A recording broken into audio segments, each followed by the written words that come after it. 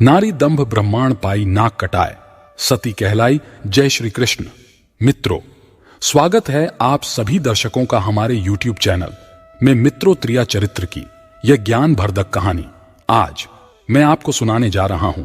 उम्मीद करता हूं कि यह कहानी आपको बहुत पसंद आएगी। आपसे निवेदन है कि कहानी को पूरा अवश्य सुने। कहते हैं कुटिल स्त्रियों के चरित्र को ब्रह्मा भी नहीं समझ पाए, मनुष्य की तो बिसात ही क्या है। आइए समझते हैं इस कहानी के माध्यम से। एक बार एक सन्यासी तीर्थ यात्रा के लिए जा रहे थे। चलते चलते रास्ते में ही उन्हें शाम हो गई। शाम के समय वे एक सराय में जाकर लगे। उन्होंने देखा कि एक बुनकर अपनी स्त्री के साथ कहीं जा रहा था। सन्यासी ने उस आदमी से कहा, भैया मैं एक यात्री हूं, आगे मुझे बहुत दूर जाना था, पर रात्रि हो जाने के कारण मैं अब आगे नहीं जा सकता। आज की रात आप मुझे अपने घर में ही गुजार लेने, सुबह मैं यहां से चला जाऊंगा। सन्यासी के इस प्रकार निवेदन करने पर बुनकर ने सोचा, चलो कोई बात नहीं, शाम के समय तुम मेरे द्वार पर आए हो, आप मेरे अतिथि हो और अतिथि की सेवा भगवान की सेवा कहलाती है। उसने अपनी स्त्री से कहा, प्रिय आज की रात ये सन्यासी हमारा अतिथि है, तुम इसे लेकर घर लौट जाओ और इसके भोजन पानी के लेटने बैठने की व्यवस्था करना। तब तक मैं दूसरे गांव से मदिरा पीकर आता हूं। इतना कहकर वह व्यक्ति चला गया। इधर उसकी पत्नी सन्यासी को लेकर घर लौट आई और मन ही मन बहुत खुश होने लगे, क्योंकि वो स्त्री व्यभिचारिणी थी। उसने सोचा कि मैं जल्दी जल्दी सन्यासी की भोजन पानी और सैया की व्यवस्था कर के अपने प्रेमी से मिलने जाऊंगी। और सच कहा है कि जिस दिन आकाश बरसाऊ बादलों से घिरा हो, गहरा अंधेरा छाया हो, अंधेरे के कारण गली में आवागमन न हो, पति परदेश गया हो, तो व्यभिचारिणी स्त्रियों के मन का हो जाता है। मित्रों, कहते हैं कुलटा स्त्रियों का अपने पतियों में तो अनुराग नहीं होता, इसके विपरीत पर पुरुषों में उनकी आसक्ति खूब होती है। पर पुरुषों के लिए श्रृंगार करने में उन्हें बहुत रुचि रहती है और अपने पति का प्रिय वचन भी कडेड़ी हवा लगता है। ऐसी स्त्रियां जिनका मन दूसरे पुरुषों में रमता है, वे अपने कुल का विनाश भी देख सकती हैं, लोग निंदा भी सह सकती है, बंधन में भी पड़ी डीच सकती है और किसी के प्राण भी चले जाएं तो भी वे हंसकर स्वीकार कर लेती है। मित्रों, पति के जाते ही उस दूसरे चरित्र स्त्री ने सन्यासी को भोजन कराकर और उसका बिस्तर करके और उससे कहा है, सन्यासी जी मैं थोड़ी देर के लिए अपनी सहेली के घर जा रही हूं, उससे मिलकर मैं अभी लौट आऊंगी, तब तक आप घर में आराम से विश्राम करें। इतना कहकर वो सिंगार आदि करने के बाद अपने मित्र से मिलने चल दी। जैसे ही वो घर से निकलकर चली, संयोग से उसका पति उसे सामने से आता हुआ दिखाई दिया। पति को देखकर वो डर के मारे एकदम पीछे लौटकर भागी और जल्दी जल्दी अपने श्रृंगार को बिगाड़ कर पहले की तरह बनकर घर में आकर बैठ गई। उसका पति नशे में धुत था, फिर भी उसने समझ लिया कि उसकी स्त्री उसे देखकर लौटकर क्यों भागी, और थोड़ी देर पहले तो वो उसे साधारण वेशभूषा में छोड़ैच गया था, पर इतनी जल्दी ये श्रृंगार करके आभूषण पहनकर कहां जा रही थी। वो उसकी कुटिल मंशा को समझ गया था, क्योंकि उसकी शिकायतें वो लोगों के मुख से पहले भी सुनता रहा था।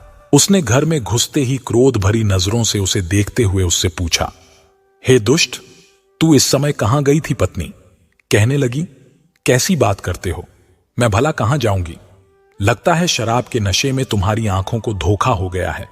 पति बोला, हे कुल कलंकिनी, तुम्हारे लोक अपवाद को मैं बहुत दिनों से सुनता रहा हूं और आज मैंने तुझे अपनी आंखों से जाते हुए देख लिया। अब मुझे पूरा विश्वास हो गया है कि तू मेरी आंखों में धूल झोंक कर किसी और से मिलने जाती है।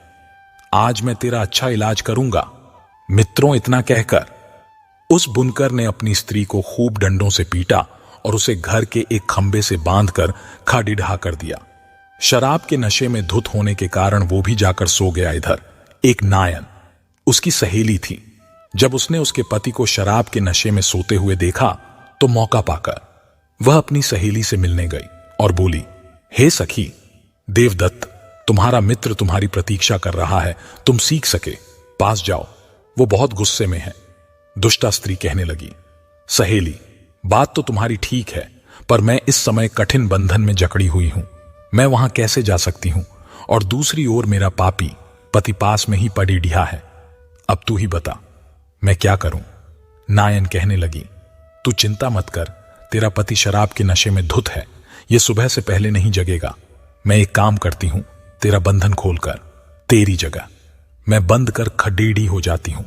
तू अपने मित्र से मिलकर शीघ्र मेरा बंधन आकर खोल देना। नायन की बात उसके अच्छी तरह समझ में आ गई थी। उसने वैसा ही किया। उसने अपनी सहेली नायर को अपने स्थान पर बांधकर खड्डा कर दिया और स्वयं अपने मित्र के पास चली गई। इधर क्या हुआ, उसका शराबी पति नींद से जागा नशा कम हो जाने के कारण उसका गुस्सा भी कम हो चुका था। बुनकर कहने लगा, देख, आज के बाद तू बाहर जाना छोड़ देगी और मुझसे कठोर वचन बोलना भी छोड़ देगी तो मैं आज तेरा बंधन खोल सकता हूं।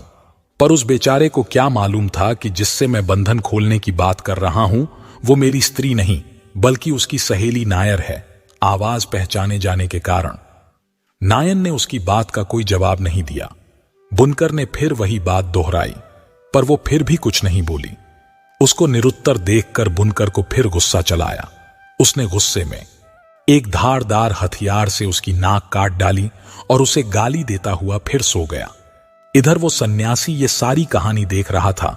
उधर काफी देर के बाद जब बुनकर की स्त्री लौटकर आई तो उसने नायन से पूछा, अजी, सहेली तो ठीक तो है, मेरे जाने के बाद ये पापी जागा तो नहीं? नायन बोली, बहन, तू अतिशीघ्र मेरा बंधन खोल, तेरे पति ने तो तेरे धोखे मेरी नाक काट डाली। बुनकर की स्त्री ने अपनी सहेली का बंधन खोला और उसे उसके घर भेज दिया। कटी हुई नाक लेकर नायन अपने घर पहुंची और चुपचाप चारपाई पर लेट गई। मित्रों, इधर थोड़ी देर के बाद बुनकर फिर नींद से उठा और अपनी स्त्री से बोला, हे दुष्ट स्त्री, तू बोलती है या आपकी बार तेरे कान भी काट दूं? बुनकर की स्त्री जोर से चीखती हुई बोली, अरे मूर्ख, तुझे धिक्कार है, मुझ जैसी सती को न काटने वाला और मुझे बदनाम करने वाला इस दुनिया में भला कौन हो सकता है? स्वांग रचती हुई बुनकर की स्त्री कहने लगी, हे देवताओं, यदि आप देख रहे हो, हे सूर्य चंद्रमा, अग्नि कुबेर वरुण इंद्र धरती, आकाश पाताल, और यदि तुम्हारी नजरों में मैं पवित्र हूं, मैंने मन से भी दूसरे पुरुष की इच्छा न की है, तो देव गढ़ो, मेरी नाक को पहले की तरह फिर से सुंदर बना दो। यदि मेरे मन में पर पुरुष का झूठा भी चिंतन हो तो आप मुझे जलाकर भस्म कर दो। इतना कहकर वो दुष्ट स्त्री अपने पति से बोली, हे मूर्ख आदमी, देख, मेरे सतीत की शक्ति से मेरी नाक फिर से ठीक हो गई है। मित्रों, पत्नी की बात सुनकर बुनकर हाथ में मशाल लेकर अपनी पत्नी की नाक देखने लगा। उसने देखा कि पत्नी की नाक पहले की तरह झुकी त्यों है और जमीन पर देखा तो बहुत सारा रक्त पड़ रहा था। वो एकदम से भयभीत हो उठा। डर के मारे उसने अपनी पत्नी का बंधन खोल दिया और उसे चारपाई पर बैठाकर नाना भांत से उससे क्षमा मांगने लगा। वो इसे चमत्कार समझकर वो अपनी स्त्री को देवी की बात समझने लगा, परंतु इस रहस्य की बात तो वो सन्यासी भली भांत समझ रहा था जो उस रात बुनकर के घर में रुका हुआ था। वो सन्यासी पूरी रात जागकर उनका यही तमाशा देखता रहा। सोचने लगा, दंड है, त्रिया चरित्र की लीला, दुष्ट स्त्रियां हंसते हुए पुरुष के साथ समय देखकर हंसती है, रोने वाले के साथ रोती है तथा जो उन्हें पसंद नहीं है उसके साथ मीठी मीठी बातें करके उसे बस में रखती है। ऐसी स्त्रियों की बातों में अमृत और मन में हलाहल विष भरा होता है। कहते हैं, कामी पुरुष इसी अल्प सुख के लिए थक जाता है, भौरों की तरह कमल का रस लेते हैं और बाद में अपने हाथों से अपनी छाती और माथा कूटते हैं। ये सब सोचते सोचते सन्यासी की रात बडेडी मुश्किल से कट पाई। उधर नकटी नायर ने सोचा कि रात तो कट गई, अब मैं अपने पति को क्या जवाब दूंगी, कौन सा यत्न करूं कि इस भेद को उजागर न होने दो। वो ये सब सोच ही रही थी कि इतने में उसका पति नाई, जो काम की तलाश में राजा के महल में गया था, सुबह सुबह वो लौट कर आया और लोगों की हजामत बनाने के लिए नान से अपने हजामत बनाने वाले औजारों की पेटी मांगने लगा। परंतु नायन ने क्या किया, वो अपने भेद को छुपाने के लिए पहले से तैयार बैठी थी। उसने पेटी में से एक छोरा नाई की ओर फेंक दिया। नाई ने देखा कि इसने पेटी की जगह एक छोरा मुझे दिया है। वो भी फेंक कर तो उसने वो छोरा नायन की ओर गुस्से से फेंकते हुए बोला, ये छोरा पेटी में रखकर पूरी पेटी ही मुझे दे दो। नाई ने जैसे ही छोरा नायन की ओर फेंका, नायन का मौका लग गया। वो अपनी नाक पकड़कर चिल्लाती हुई घर से बाहर आकर चीखने लगी, कहने लगी, अरे देखो, मेरे पति ने मेरी नाक काट डाली, मुझे बचाओ। इस दुष्ट ने मुझ जैसे सतवंती नारी की नाक काटकर मुझे कलंकित कर दिया। मित्रों, अब क्या था स्त्री के रोने चिल्लाने की आवाज सुनकर। राजा के सिपाही दौड़े दौड़े आए और नाई को पीटते हुए राजा के दरबार में ले गए और बताया, महाराज, इस नाई ने बिना कसूर अपनी स्त्री की नाक काट दी, इसे कठोर दंड दिया जाए। राजा ने नाई से पूछा, हे नाई, तुम्हारी स्त्री ने क्या अपराध किया था जो तुमने उसकी नाक काट दी? क्या वो परपुरुष को चाहती थी? क्या वो किसी परदेसी के साथ बातचीत कर रही थी? क्या इसने कोई चोरी की है? साफ साफ बताओ। राजा के पूछने पर नाई डर के मारे कुछ नहीं बोला।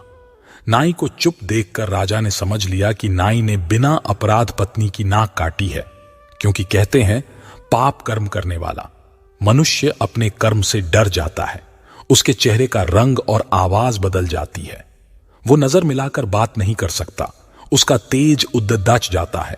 याद रखना, मित्र जिसके मुख का रंग फीका पड़े डीच गया हो, मस्तक पर पसीना आता हो, जिसके चलते पर पैर लड़खड़ाते हो, जो भर्राई हुई आवाज में बोलता हो, जो नजर झुकाकर बात करता हो, ये दोषी होने के लक्षण होते हैं। राजा ने नाई को सूली पर चढ़ाने का आदेश दे दिया।